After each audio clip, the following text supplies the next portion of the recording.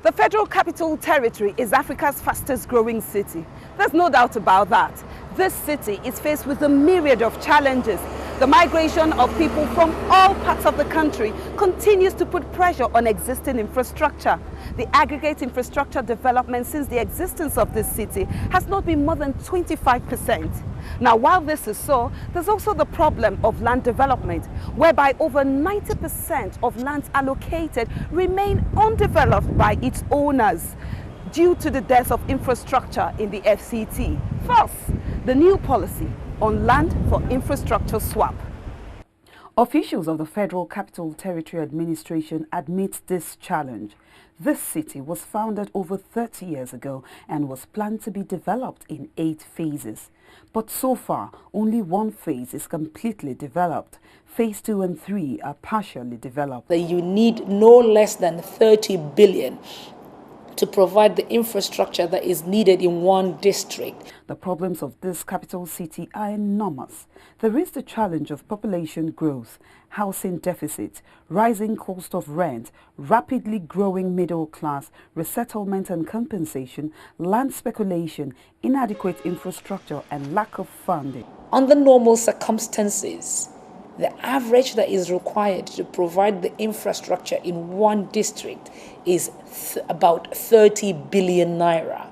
Now, if, for instance, the amount of money that is allocated to the Federal Capital Territory Administration is less than 50 billion, 45, 46 billion, you can imagine if we were to take the whole chunk of 30 billion and put into the development, infrastructure development or infrastructure provision of one district. The FCT administration says it realizes that one way or another, the city must be developed, and to ensure speedy provision of basic engineering infrastructure to the federal capital, the minister has formalized a new policy called Land for Infrastructure Swap Model. The land swap model, FCT administration looking at all the gaps and our lack of capacity to provide the huge capital outlay required for primary infrastructure.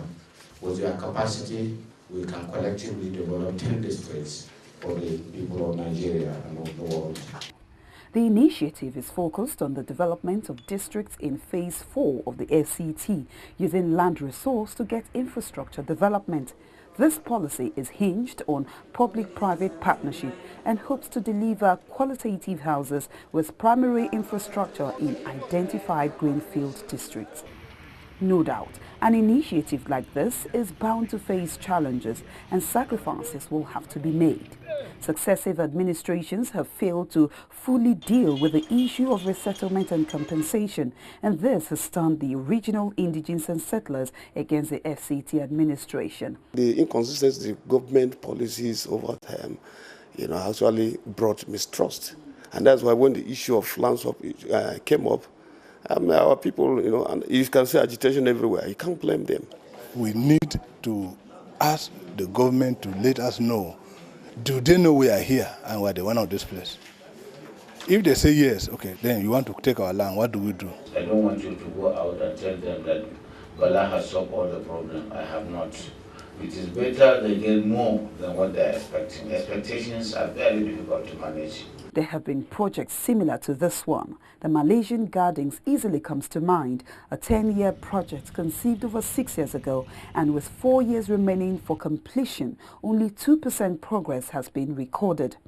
How will the Land for Infrastructure Swap achieve its aims? So you have to demonstrate to the Federal Capital Development Authority, FCDA, that you have the capacity and the capability and the know-how to carry out these extensive engineering works. 2, you also have to demonstrate that you have got the financial muscle to pull off this huge project. And another thing that is also important to ensure that people don't come and take the land and just bugger off without providing the infrastructure is that the R of O, which is the right of occupancy, will now be resident. They will be kept in a bank. According to the law establishing the Federal Capital Territory, all land in Abuja belongs to the federal government of Nigeria and not individuals. But some civil society groups believe that the present administration does not democratize governance in the city. Critical decisions about the territory, are taken without proper consultation. People, the communities that are within the land swap districts, to sensitize them, to further assure them on determination of the administration towards the development of infrastructure in the area, and to assure them that their needs will also be considered and be taken care of. The benchmark of the Land for Infrastructure policy is to provide at least 10 new districts by 2015. The scope of infrastructural development to be carried out in these new districts include roads of various categories, bridges and culverts, stormwater drainage network, water supply distribution network, electrical power supply, as well as telecommunication ducts. I'm tempted to ask, all this in 3 years? It seems like magic if you have to consider the average Nigerian situation. But like everything else, I guess time will tell. Senami, Ohiomokhare, AIT News, Abuja.